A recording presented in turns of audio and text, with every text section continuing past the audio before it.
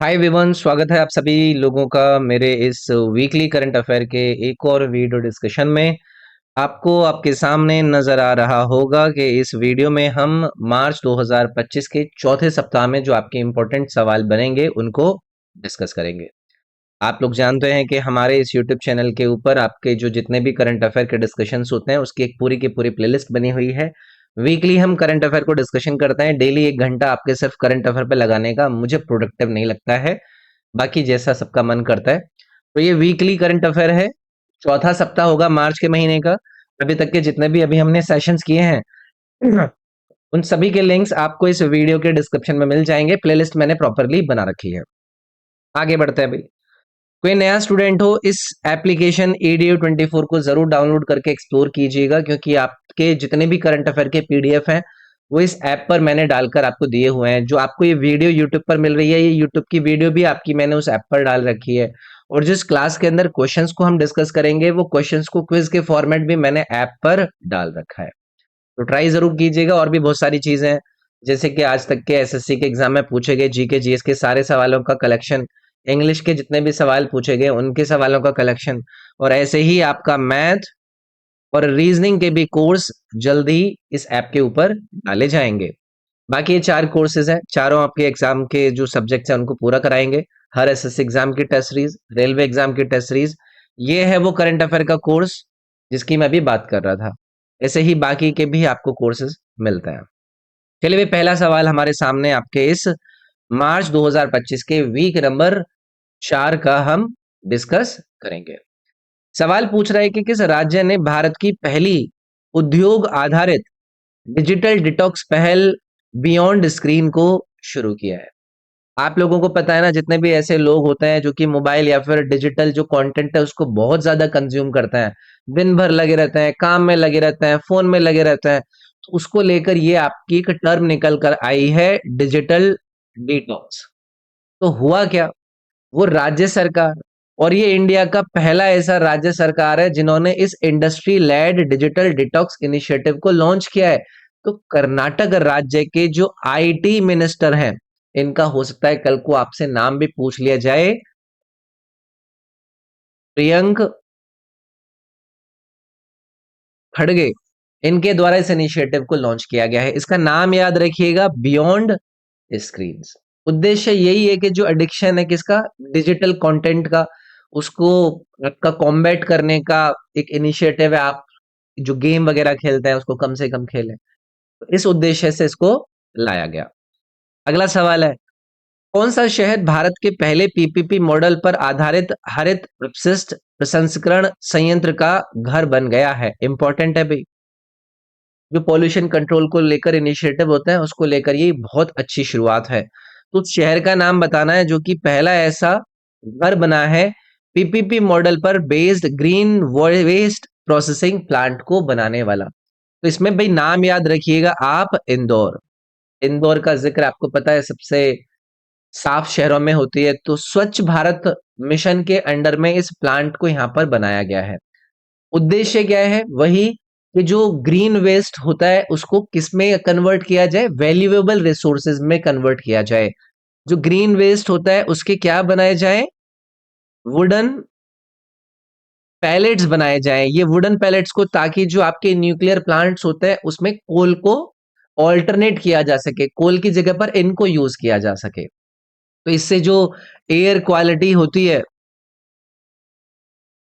वो भी काफी इंप्रूव होगी। तो इस मॉडल पर ये आधारित है। अच्छा सवाल है, तो यहां पर इंदौर आप लोगों को याद रखना है। अगला सवाल देखिए, जोमी जनजाति मुख्य रूप से भारत के किन राज्यों में पाई जाती है। जोमी ट्राइब इंपॉर्टेंट है। अगेन आप लोगों को पता है कि हमारे अलग अलग जो सरकारी एग्जाम्स होते हैं, एसएससी हो, रेलवे हो, बाकी के जितने भी एग्जाम है, उसमें ट्राइबल रिलेटेड जो क्वेश्चंस है वो बहुत पूछे जा रहे हैं।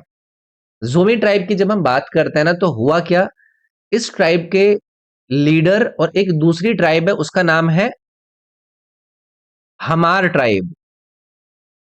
इन दोनों के लीडर साथ में आए, बैठे और इन्होंने एग्रीमेंट साइन किया। एक तरीके से ये एग्री हुए कि जो मणिपुर के अंदर क्लैशेस वगैरह होते रहते हैं वो ना हो। सहमति इन्होंने बनाई। हाल ही में वहां पर कुछ लड़ाइयाँ हुई थी, क्लैशेस हुए थे। अब जब मैं इस ज़ोमी ट्राइब का आप लोगों से ज़िक्र कर रहा हूँ ना, तो ये एक एथनिक पूरा का पूरा ग्रुप हुआ करता था, जिसके अंदर कई सारी आपकी ट्राइब नज़र आती हैं, जैसे कि एक फिन ट्राइब नज़र आती है, कुकी ट्राइब के बारे में आप लोगों ने सुना होगा और एक और ट्राइब है जिसका नाम है मीज़ो। ये जो तीनों ट्राइब है ना, ये अलग-अलग जगह पर उनकी लोकेशन के आधार पर बनी हुई हैं, जो कि इस ज़ूमी ट्राइब का ही हिस्सा है। तो ये याद रखेंगे। तो आंसर आपका क्या हो जाता? नागालैंड, मिजोरम, मणिपुर और असम राज्य के अंदर ये ज़ूमी ट्राइब आपको देखने के लिए मिलती है। अगला सवाल देखेंगे यार। NWHP यानी कि national wild life health policy इस संगठन के द्वारा शुरू की गई है। अगेन इंपॉर्टेंट, क्यों चर्चा में है? तो जो भारतीय सरकार है ना, उन्होंने इस NWHP जो कि राष्ट्रीय वन्यजीव स्वास्थ्य नीति है, इसको इम्प्रूव करने के लिए, इसको मजबूत करने के लिए क्या किया है? एक ये पॉलिसी को ड्राफ्ट किया है, जिससे जो जंगली जानवर होता है, जो वाइल्ड लाइफ होती है, अगर मान लीजिए कि वहां पर कोई डिजीज हो गया, कोई बीमारी वगैरह आ गई, तो उसकी सर्विलेंस करी जा सके, उसके ऊपर रिसर्च हो सके, उसको सही करने के नए नए तरीके निकाले जा सके। तो जो CZA है यानी कि सेंट्रल जू अथॉरिटी है, इन्होंने इस प्रोग्राम को शुरू किया है ताकि जो वाइल्ड लाइफ की हेल्थ है उसको इम्प्रूव किया जा सके। तो इसमें सी ऑप्शन आपका करेक्ट हो जाएगा। ठीक है, अगला सवाल देखेंगे। IAEA जिसको आप इंटरनेशनल एटॉमिक एनर्जी एजेंसी के रूप में जानते हैं, इसका हेडक्वार्टर बताइए कि कहाँ पर लोकेटेड है। तो अलग अलग अंतरराष्ट्रीय संस्थाओं के आप लोगों से हेडक्वार्टर्स पूछ ले जाते हैं। एक और ये संस्था है, चर्चा में क्यों है? तो जो इस हेड मतलब इस संस्था के डायरेक्टर हैं, उन्होंने भारत की बहुत ज्यादा प्रशंसा करी कि भाई जो भारत का न्यूक्लियर सेक्टर है ना, वो बहुत अच्छे से ग्रो कर रहा है और पूरे के पूरे एशिया में सबसे ज्यादा डायनेमिक जो देश बताया न्यूक्लियर सेक्टर के अंदर काम को लेकर, वो भारत को बताया। तो इसलिए चर्चा में है, एक बहुत बड़ी संस्था है जो कि न्यूक्लियर साइंस और टेक्नोलॉजी का जो यूज है उसको सेफ, सिक्योर और पीसफुल तरीके से किया जाए, उस पर ये ध्यान रखती है। आपसे पूछ लिया जाए कि बताइए कि इसको कब स्थापित किया गया था, तो 1957 में इसको स्थापित किया गया था, जिसका जो हेडक्वार्टर है वो ऑस्ट्रिया के वियना में है। तो सी ऑप्शन यहाँ पर आपका करेक्ट हो जाएगा।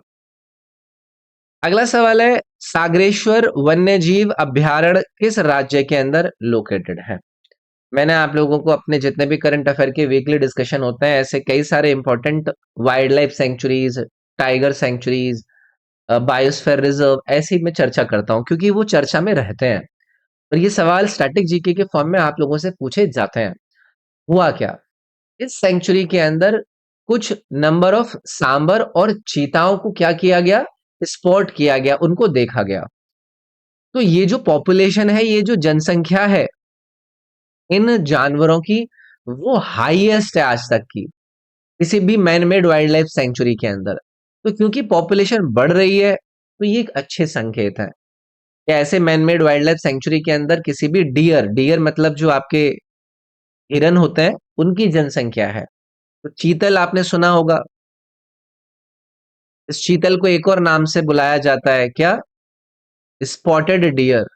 इनकी जनसंख्या बड़ी है, इसलिए ये आपकी चर्चा में थी। और एक मुख्य और ये आपका चर्चा में इसलिए थी कि यहाँ पर वाटर सप्लाई काफी कम है, तो इस पर काम भी चल रहा है। तो ये महाराष्ट्र राज्य के अंदर है भाई। नाम क्या था? Sagareshwar wild life sanctuary. तो प्राचीन भारत के अंदर ना एक मंदिर हुआ करता था, सागरेश्वर टेम्पल। तो उस मंदिर के नाम पर इस वाइल्ड लाइफ सेंचुरी का नाम रखा गया। अब आपसे पूछा जाएगा कि ये कौन से भगवान को डेडिकेटेड था मेंबर और टेम्पल? तो लॉर्ड शिवा को डेडिकेटेड था। वैसी बातें भी याद रह जाए तो बढ़िया है। अगला सवाल आपसे पूछ रहे हैं कि किस संगठन ने दूरसंचार और सूचना प्रौद्योगिकी में नवाचार को बढ़ावा देने के लिए समर्थ इंक्यूबेशन प्रोग्राम को शुरू किया है? Which institution has launched Samarth incubation program to boost innovation in telecommunication and information technology? तो इस साइंस एंड टेक्नोलॉजी के अंदर अगर कोई नई चीज लॉन्च करी गई है किसी एक अच्छे एम के साथ तो हमारे लिए इंपॉर्टेंट हो जाती है भाई। तो यहाँ पर आएगा आपका centre for development of telematics. इन्होंने लॉन्च किया है इस इंक्यूबेशन प्रोग्राम को सो दैट के टेली कम्युनिकेशन और आईटी सेक्टर के अंदर कुछ नई इनोवेशन ली जा सके। तो जैसे कोई नए नए स्टार्टअप होता है तो उन स्टार्टअप्स को बहुत ज्यादा ये क्या करता है, सपोर्ट करता है। वो अलग अलग सोच लेकर आते हैं, आर्टिफिशियल इंटेलिजेंस पर बात करते हैं, क्वांटम टेक्नोलॉजीज पर बात करते हैं, तो उसको सपोर्ट करता है। तो ये एक बेटर तरीका है, एक बेटर चीज है। तो इसलिए ये आपका चर्चा में था तो हमने इसका सवाल बना दिया। अगला सवाल देखेंगे भाई, हाल ही में समाचारों में उल्लेखित ध्वनि हथियारों का प्राथमिक कार्य क्या है? What is the primary function of sonic weapons that were recently mentioned in news? तो हुआ क्या है, मैं यहां पर लिखता हूं साइबेरिया का नाम। तो साइबेरिया की सरकार को एक्यूज किया गया है कि इन्होंने इन सोनिक वेपन्स को यूज किया है।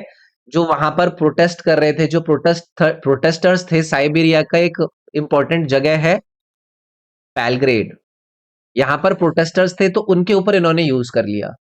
तो ये जो सोनिक वेपन्स होते हैं ना, इनको और भी कई सारे नामों से जाना जाता है, जैसे कि इनको अकॉस्टिक वेपन भी कहा जाता है।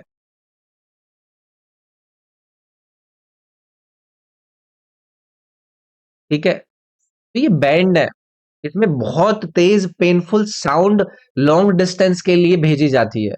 इससे लोग इतने ज्यादा प्रभावित हो सकते हैं कि हो सकता है कि वो बहरे भी हो जाए। तो ये इन्होंने यूज किया इसलिए चर्चा में था।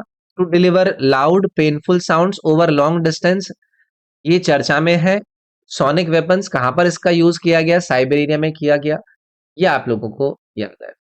2004 के अंदर ना, ये भी याद अगर आप रख सके, यूएसए ने इसी यू नो वेपन को यूज किया था इराक में।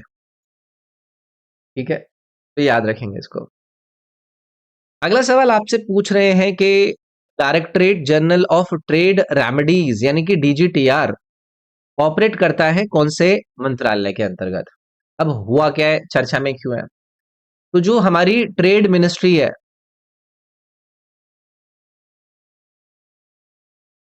जो हमारा व्यापार मंत्रालय है, ministry of commerce and industry, इन्होंने रिकमेंड किया है क्या?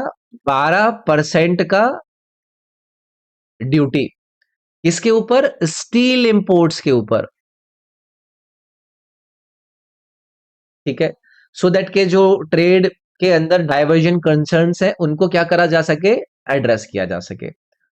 अगर आपसे पूछा जाएगा कि ये ट्रेड मतलब ये directorate general of trade remedies को कब स्थापित किया गया था, तो इसको 2018 के अंदर स्थापित किया गया था। तो अच्छा सवाल है, कौन से मंत्रालय के अंतर्गत आता है वो हमारे लिए इंपॉर्टेंट है, वो अभी हमने जान लिया। चलिए आगे बढ़ते हैं। अगला सवाल है, किस मंत्रालय ने अधिक जवाबदेह और नागरिक केंद्रित कार्यबल बनाने के लिए राष्ट्रीय कर्मयोगी जन सेवा कार्यक्रम को शुरू किया है? इंपॉर्टेंट है यार। ये कौन सी मिनिस्ट्री है जिन्होंने लॉन्च किया राष्ट्रीय कर्मयोगी जन सेवा programme to create a more accountable and citizen centric workforce? Answer आप लोगों को पता चल जाएगा। तो इन्होंने ये अपनी पहली ब्रांच शुरू करी है इस राष्ट्रीय कर्मयोगी जन सेवा प्रोग्राम का, सो दैट कि ये क्या कर सके ना, ज्यादा अकाउंटेबल और सिटीजन केंद्रित बना सके अपनी वर्कफोर्स को। तो मिनिस्ट्री के सेक्रेटरी है राजेश, राजेश करके नाम है, इनको पूरा नाम तो मेरे को याद नहीं आ रहा है। इन्होंने इनैगोरेट किया इस प्रोग्राम को, तो ये आता है भाई मिनिस्ट्री ऑफ आयुष के अंतर्गत। ठीक है, तो इसमें जो यू नो पब्लिक सर्वेंट्स हैं उनकी स्किल को बढ़ाया जा सके, है ना, और उनका जो सेल्फ इम्प्रूवमेंट है उस पर ध्यान दिया जा सके, स्ट्रेस रिडक्शन पर ध्यान देने की बात हुई है, तो ये बी ऑप्शन इसमें आ जाएगा, जो कि मिनिस्ट्री ऑफ आयुष के अंतर्गत इसको लॉन्च किया गया। चलिए आगे आएंगे। कौन सा राज्य विधानसभा की कार्यवाही को सांकेतिक भाषा में प्रसारित करने वाला भारत का पहला राज्य बन गया है? इंपॉर्टेंट है भाई, भारत का पहला राज्य बन गया है वाले सवाल बहुत पूछे जाते हैं। तो कौन सा वो स्टेट है जो कि फर्स्ट स्टेट बना है देश के अंदर जो कि ब्रॉडकास्ट करेंगे लेजिस्लेटिव असेंबली की प्रोसीडिंग्स के अंदर साइन लैंग्वेज में? उत्तर याद रखिएगा, पंजाब। तो मिनिस्टर ऑफ सोशल सिक्योरिटी है यहाँ पर। नाम क्या है उनका? बलजीत कौर।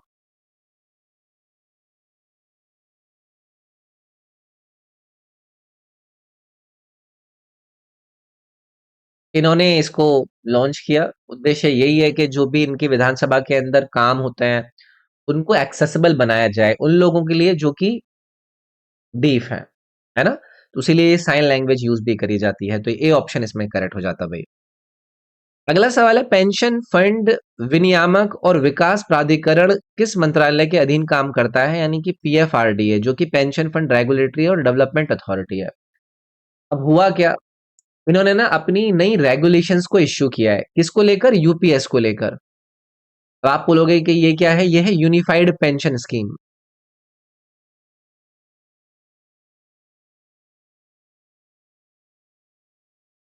तो इन्होंने अपने इस यूनिफाइड पेंशन स्कीम को लेकर कुछ रेगुलेशंस को इश्यू किया, इनका जो एक नेशनल पेंशन सिस्टम है उसके तहत, इसलिए चर्चा में था। तो ये पीएफआरडीए क्या है? ये एक वैधानिक निकाय है। मैं यहाँ पर लिख देता हूँ कि ये क्या है? एक स्टैच्यूरी बॉडी है, मतलब किसी के अंतर्गत आती है लेकिन काम अपने हिसाब से करती है। तो इसको 2014 के अंदर एक एक्ट आया था, पीएफआरडीए एक्ट, उसके थ्रू इसको सामने लाया गया था। तो मिनिस्ट्री ऑफ फाइनेंस के अंतर्गत ही काम करता है, वित्त मंत्रालय के अंतर्गत ही काम करता है। इसका हेडक्वार्टर अगर पूछ लिया जाए तो वो भी आप याद रखिएगा, न्यू दिल्ली में इसका हेडक्वार्टर है। ठीक है, चलिए अगला सवाल देखेंगे। सरकार ने उत्तर भारत की पहली परमाणु ऊर्जा परियोजना किस राज्य में स्थापित करने की घोषणा करी है? अगेन आप लोगों के लिए इंपॉर्टेंट सवाल। The government has announced the establishment of North India's first nuclear power project। North India का पहला न्यूक्लियर पावर प्रोजेक्ट है, तो इसको हरियाणा की एक गोरखपुर के अंदर लॉन्च किया जा रहा है, याद रखेंगे। तो इम्पोर्टेंट है, नॉर्थ इंडिया का पहला न्यूक्लियर पावर प्रोजेक्ट है। और इसमें जो इंडिया की न्यूक्लियर एनर्जी की एक्सपेंशन एम है, क्लीन एनर्जी भारत के गोल है, उसके अंदर ये एक बड़ा मील का पत्थर साबित होगा। ठीक है, तो हरियाणा के अंदर इसको स्थापित करा जा रहा है। अगला सवाल है, स्वदेश दर्शन योजना किस मंत्रालय द्वारा शुरू की गई थी? Swadesh Darshan scheme was launched by which of this following ministry? आप में से हो सकता है काफी कम लोगों को पता हो, बट एक कमिटी हमारे देश के अंदर है जिसको जानते हैं हम पैक के नाम से। इसको कहा जाता है पब्लिक अकाउंट कमिटी।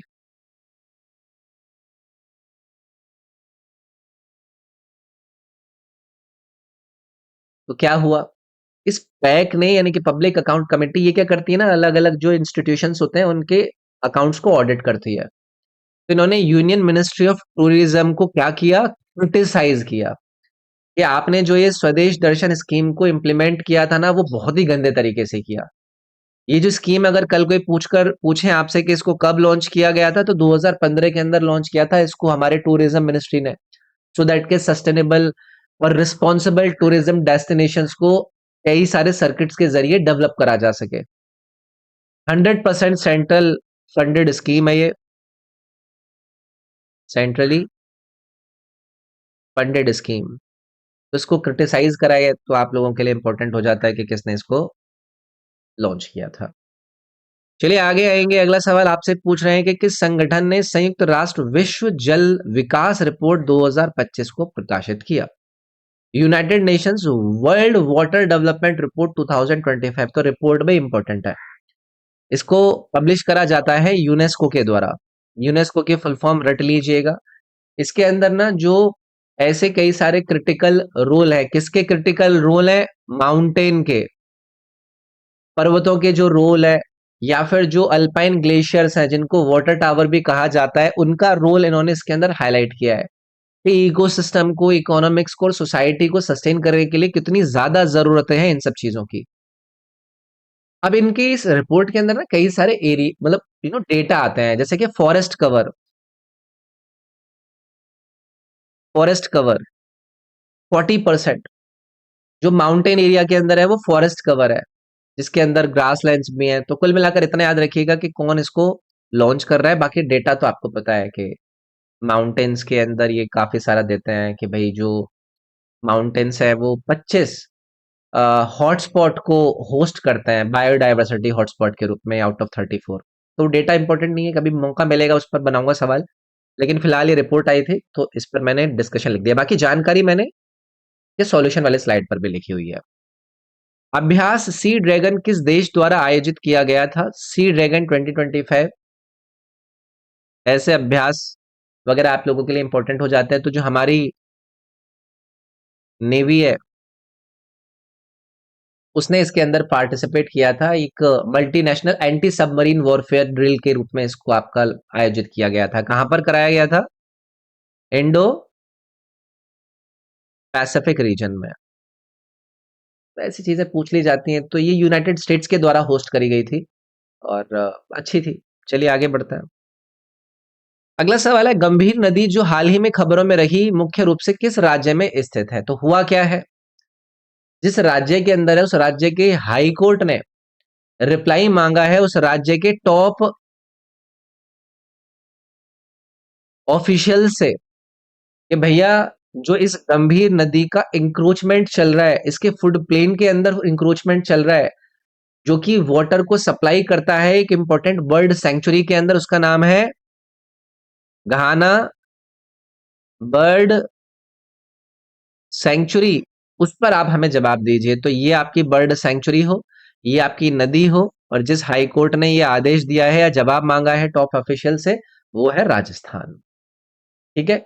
इसको कई सारे और नाम से जाना जाता है, इसको उतंगन नदी भी कहा जाता है, उतंगन रिवर। ये भी हो सकता है कल कोई आप लोगों से पूछ लें। तो ये राजस्थान के अंदर बहने वाली सीजनल रिवर है, जो रेनी सीजन के दौरान बहती है। अगला सवाल है, चैलेंजर 150 किस संगठन द्वारा समर्थित एक वैश्विक गहरे समुद्र अनुसंधान के लिए पहल है? चैलेंजर 150 एक global deep sea research initiative है, जिसको बताइए कि कौन सी ऑर्गेनाइजेशन एंडोर्स कर रही है, इसको सपोर्ट कर रही है, चर्चा में क्यों है? तो साइंटिस्ट गए थे इसी अपने इनिशिएटिव पर, तो उन साइंटिस्ट ने डिस्कवरी करी है कुछ नए स्पीशीज की, कुछ नई प्रजातियों की, जो सी फ्लोर होता है, यानी कि सी के नीचे का आपका पार्ट होता है वहां पर। तो याद रखेंगे। और एक आइसबर्ग के पास में इसको मिला था। तो ये पूरा का पूरा प्रोजेक्ट है, इसको यूनेस्को के द्वारा लॉन्च किया गया था भाई, याद रखेंगे। ठीक है। चलिए आगे बढ़ते हैं। चैलेंजर 150 नाम है, ये भी याद रखना। अगला सवाल ये पूछ रहे हैं, स्टॉकहोम जल पुरस्कार 2025 के बारे में बताना है कि किसके द्वारा जीता गया। इंपॉर्टेंट कैटेगरी के अंदर हम इसको डालेंगे। एक बहुत बड़े हाइड्रोलॉजिस्ट है जिनका नाम है गंटर ब्लोशल। इनके द्वारा इस 2025 के स्टॉकहोम वाटर प्राइज को, इनकी जो रिसर्च है कि जो फ्लड के रिस्क होते हैं उस पर इन्होंने अपनी टिप्पणियां दी। जो वाटर साइंस होती है उसके क्षेत्र में इन्होंने जो भी हासिल किया है उसको मैनेज करना, उसको प्रोटेक्ट करने पर जिन्होंने इन्होंने अपनी बातें करी हैं, उसको लेकर इनको ये अवार्ड दिया गया है। ठीक है। तो ये जो प्राइज है ना, ये 1991 में स्थापित किया गया था। काफी इंपॉर्टेंट है, वाटर फेस्टिवल के रूप में ये अपना एक दिन सेलिब्रेट भी करते हैं। तो पानी की जो उपयोगिता है उस पर ये आपका डेडिकेटेड है। तो याद रखिएगा 2025 गंटर भूषण ने जीता है। अगला सवाल है, हाल ही में महाराष्ट्र के किस वन्यजीव अभयारण्य में एक मध्यम आकार का यूरेशियन गौशाख देखा गया? इसका साइंटिफिक नेम हो सकता है, अब ये आप लोगों से कल पूछ लें, क्योंकि ये महाराष्ट्र की वाइल्ड लाइफ सेंचुरी के अंदर देखा गया है। तो इसका नाम याद रखिएगा, एसिपिटर, एसिपिटर जेंटिलिस। इसका साइंटिफिक नेम है। यूरेशियन गौशाक इसको कहा जाता है। एक मीडियम लार्ज रैप्टर होता है ये। तो इसको तांसा वाइल्ड लाइफ सेंचुरी के अंदर स्पॉट किया गया। अब कल कोई हो सकता है आपसे पूछ ले कि तांसा वाइल्ड लाइफ सेंचुरी कौन से राज्य के अंदर लोकेटेड है, पूछने के कुछ भी आ सकता है। ठीक है भाई। चलिए आगे बढ़ते हैं। अगला सवाल है, भारत में राष्ट्रीय ई विधान एप्लीकेशन को लागू करने वाला पहला राज्य कौन है? नेशनल ई विधान एप्लीकेशन को इंप्लीमेंट करने वाला हमारे देश के अंदर पहला राज्य कौन है? तो इंपॉर्टेंट बन गया। तो देखो, जो पहली चीज आप लोगों से पूछा है कि first in India to implement national e Vidhan, जब हम दिल्ली की बात करते हैं या फिर दिल्ली की बात करते हैं, जो कि 28 लेजिस्लेचर है इंडिया के अंदर, इन्होंने अडॉप्ट किया था इस नेशनल ई विधान एप्लीकेशन को, सो दैट कि अपनी जो विधायिका के प्रोसेसेस होंगे उसको हम क्या बनाएंगे, पेपरलेस बनाएंगे। ठीक है। लेकिन नागालैंड पहला वो राज्य बना है जिसने इसको क्या किया, इंप्लीमेंट किया। कब किया, 2022 में किया। अब आप लोग सोच रहे होंगे ना कि सर जी अभी हमें कम, अभी अभी क्यों बता रहे हो, क्योंकि चर्चा में है ये न्यूज के, जो ये दिल्ली लेजिस्लेटिव असेंबली है ना, इन्होंने एमओयू साइन किया है। किसके साथ, पार्लियामेंट्री अफेयर्स के साथ, पार्लियामेंट्री अफेयर्स के साथ, कि भैया हम भी 2025 तक क्या करना चाहते हैं, इसको इम्प्लीमेंट करना चाहते हैं।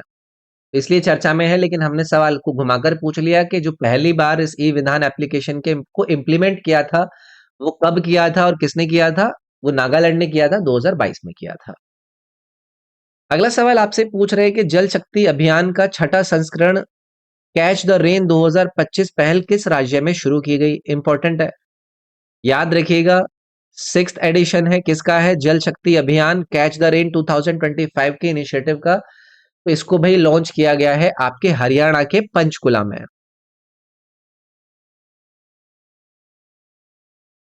ठीक है। तो वर्ल्ड वाटर डे था ना, किसी को याद है कब था भी वर्ल्ड वाटर डे, 2025। कब मनाया गया, 22 मार्च को। ठीक है।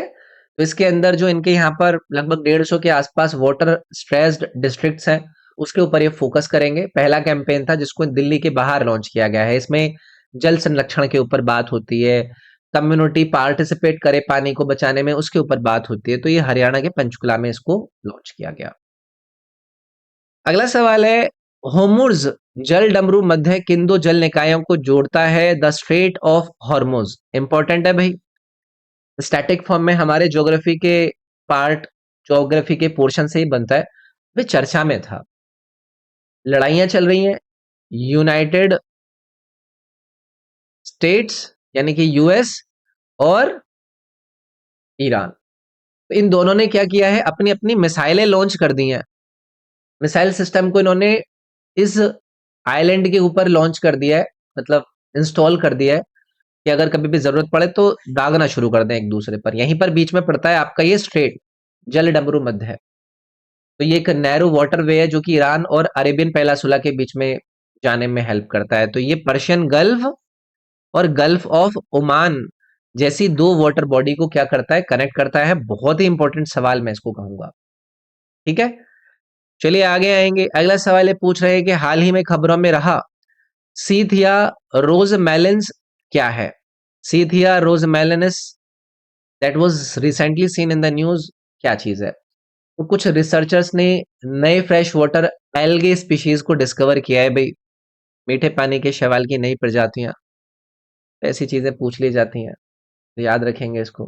ठीक है। तो आगे बढ़ता है। अगला सवाल है, 59वें ज्ञानपीठ पुरस्कार विजेता विनोद कुमार शुक्ला किस राज्य से हैं। 59 ज्ञानपीठ अवार्ड पहली चीज किसको दिया गया, विनोद कुमार शुक्ला को दिया गया। इनसे संबंधित इन्होंने एक दूसरा सवाल घुमाकर पूछ लिया कि कौन से राज्य से हैं। तो भैया हिंदी को लेकर इनको ज्ञानपीठ पुरस्कार दिया गया है। कौन से नंबर का ज्ञानपीठ पुरस्कार है उस पर ध्यान दीजिएगा, और ये आते हैं आपके छत्तीसगढ़ राज्य से। ठीक है। एक और सवाल आप लोगों से पूछा जाता जा सकता है कि बताइए कि छत्तीसगढ़ राज्य के पहले वो लेखक जिनको ज्ञानपीठ पुरस्कार दिया गया। तो ये आपके विनोद कुमार शुक्ला ही हैं जो कि इस राज्य के पहले बने हैं। ठीक है। और बस इस तरीके से चीजें आप लोगों से पूछ ली जा सकती हैं। तो यहाँ पर सी ऑप्शन आपका करेक्ट हो जाता है। अगला सवाल है, अप्रैल 2025 में भारत के साथ AIKEYME नामक समुद्री अभ्यास की सह मेजबानी कौन सी देश कर रहा है। इंडिया ने भी इसके अंदर पार्टिसिपेट कर रही है। ये है आपका, इसकी अगर फुल फॉर्म आप लोगों से पूछा जाए, अफ्रीका इंडिया की मैरिटाइम,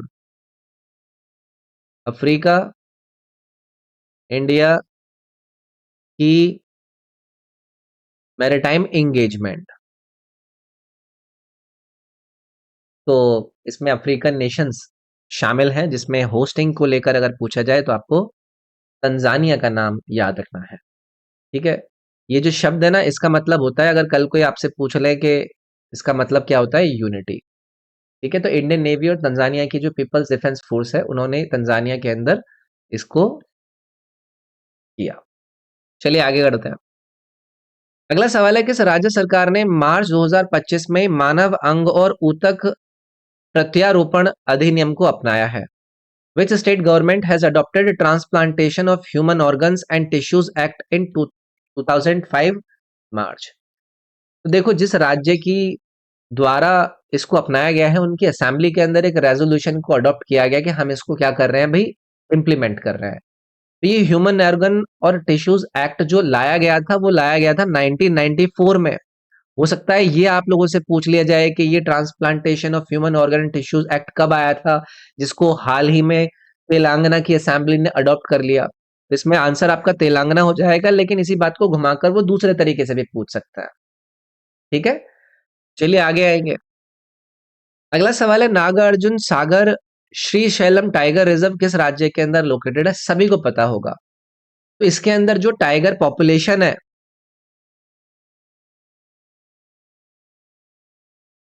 जो बाघों की जनसंख्या है, वो इंक्रीज हो गई है। पहले 2023 के अंदर बाघों की संख्या 74 थी, अब वो इंक्रीज होकर 76 हो गई है।